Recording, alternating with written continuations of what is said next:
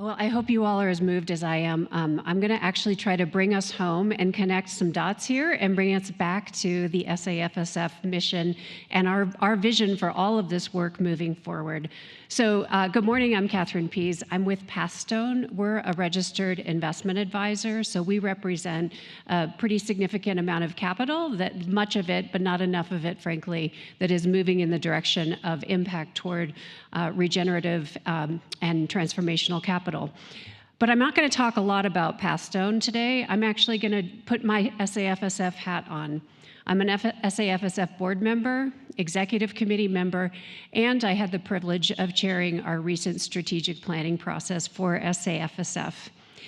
So I'm going to talk about that and talk about a case study which is really more a case study of all of us, of everyone who's in this room, because you've already heard a whole lot of stories today about the incredible transformative work that SAFSF members and partners are doing. And what I want to say is that everybody in this room is part of that. It's not just foundations, it's not just impact investors, it's intermediaries, it is nonprofit organizations, it's farmers. We are all part of this system, which is why the new mission for SAFSF is to mobilize diverse capital partners in support of just and sustainable food and agriculture systems. We envision a future where food and agriculture are resilient, just, and democratic. But to get there, we have an awful lot of work to do. As I mentioned in my session the other day, it's estimated that there's only about $40 billion right now moving in the direction of regenerative agriculture. Yet what is estimated that we need is closer to $1.3 trillion. So we have a lot of work to do. We're only about 3% of the way there, and we're going to have to engage diverse capital partners across the spectrum in order to do that.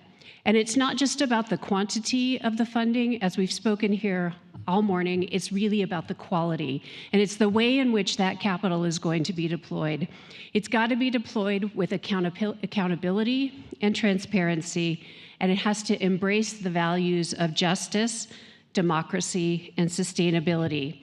And in philanthropy, at this rate, we're not going to be able to do it alone. We've got to do it together. So our new theory of change at SAFSF is built on 3 pillars. It's built on the first pillar of catalyzing food systems change, of shifting power, which we've just spoken a lot about, and activating impact capital. So what does that mean? Well, it means everything we've talked about here today. Most specifically, it means mobilizing and aligning all forms of capital across the funding spectrum, bringing together diverse capital partners across food and agriculture, including foundations, investors, investment advisors like me, community development financial institutions, DAFs, re-granting organizations, and importantly, nonprofit organizations toward a shared vision for change. So I'm actually going to go off script right now. I was going to talk a little bit about a case study that involves all of us, but what I'm going to do instead is I'm going to actually pull through a few points that I've been hearing this morning and really emphasize and underscore a few of the things that we've been hearing today. We've heard, most importantly, I think, that it's about people. This work is about people. It's about all of us and those who are not in the room. We've also heard that it is messy, this work of integrated capital. But we've also heard that in many ways we can't make it too complicated. It's actually just the work we're doing. We do use these big complicated conversations around capital stacks and this and that and the other thing. But at the end of the day, it's really about bringing money to do the things that we want to do in a values-aligned way. And what I want to say here is from someone who represents a firm that manages about $168 billion in capital.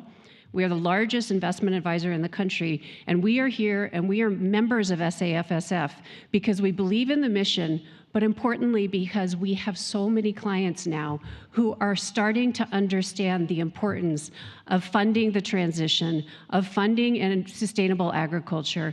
And even in the last couple of weeks, I've met with almost a dozen clients who want to be in these conversations.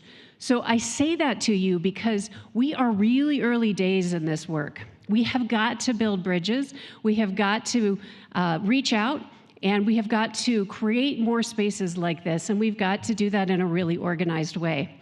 And the great news is that SAFSF is making that possible.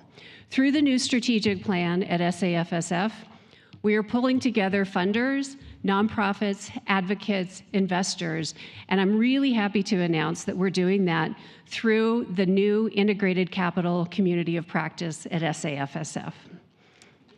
Yeah, but you should have clapped for this. This is amazing.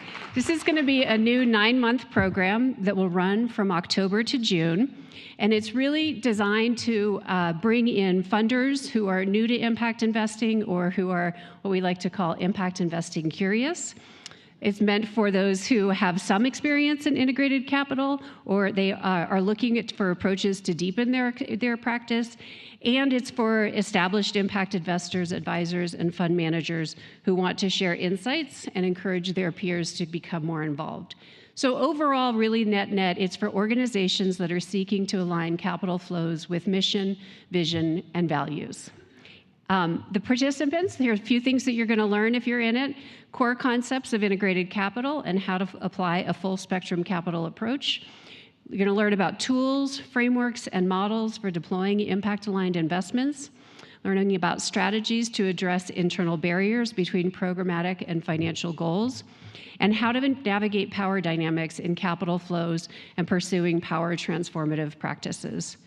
And this whole cohort is going to be designed around real-world examples of investing in regenerative farm systems, in food supply chains, processing, retail, and restaurants.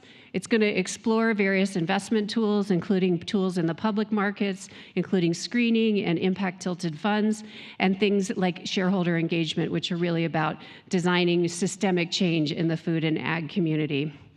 We hope that ultimately this community of practice will result in more collaboration within the SAFSF network.